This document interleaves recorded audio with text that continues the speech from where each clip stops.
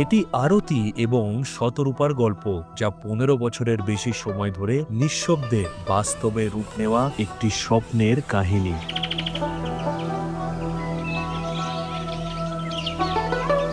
আমার নাম আরতি মণ্ডল, বাড়ি শহীদপল্লী। আমার নাম শতরূপা বিশ্বাস, আমি কল্যাণী শহীদপল্লীর বাসিন্দা।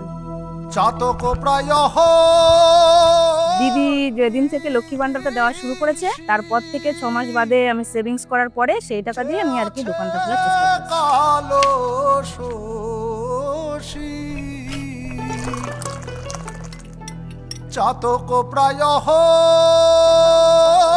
আমার স্বামী আমি দোকান চালাই।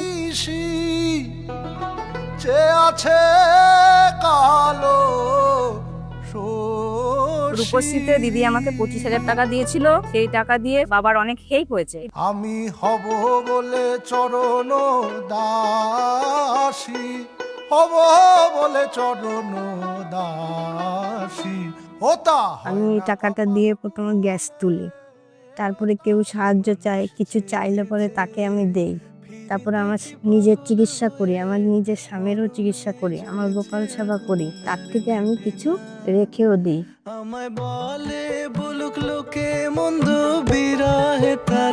আমরা শাড়ি তৈরি করতাম, তখন কোনো কারেন্ট ছিল না, জেনারেটর লাইন নিয়ে আমরা কাজ করতাম, লম্ফ জেলে কাজ করতাম। লক্ষ্মী ভান্ডার টাকা দিয়ে টিভি কিনেছি, ফোন কিনেছি।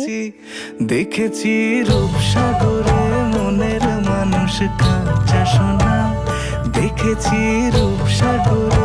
রাস্তাঘাটও খারাপ ছিল, কোনো আলো ফালো ছিল না, কারেন্ট ছিল না। এখন সব দিকে সুবিধা আছে, এখন আর কোনো ভয় নেই।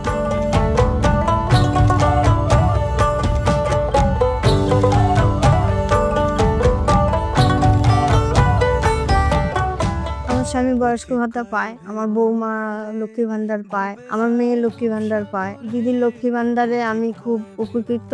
দিদিকে আমরা আগামী বছর চাই কেন, দিদির কাছ থেকে অনেক কিছু আমরা সেফটি দিক থেকে পাচ্ছি। ঠিক আছে, যেহেতু আমরা মেয়ে মানুষ, উনিও একটা মেয়ে, তো সেই ক্ষেত্রে উনি তো মেয়ে হয়ে মেয়ের সেফটিটাকে আগে সাধারণত দেখবে না। দিদির সঙ্গে আমাদের সম্পর্ক ভালো আছে, তাই দিদিকে চাই। কারণ আমরা বাইরে বেরোই, যাতায়াত করি এদিক ওদিক, সেক্ষেত্রে দিদি অবশ্যই পাশে আছে আর থাকবে আগামী দিনে।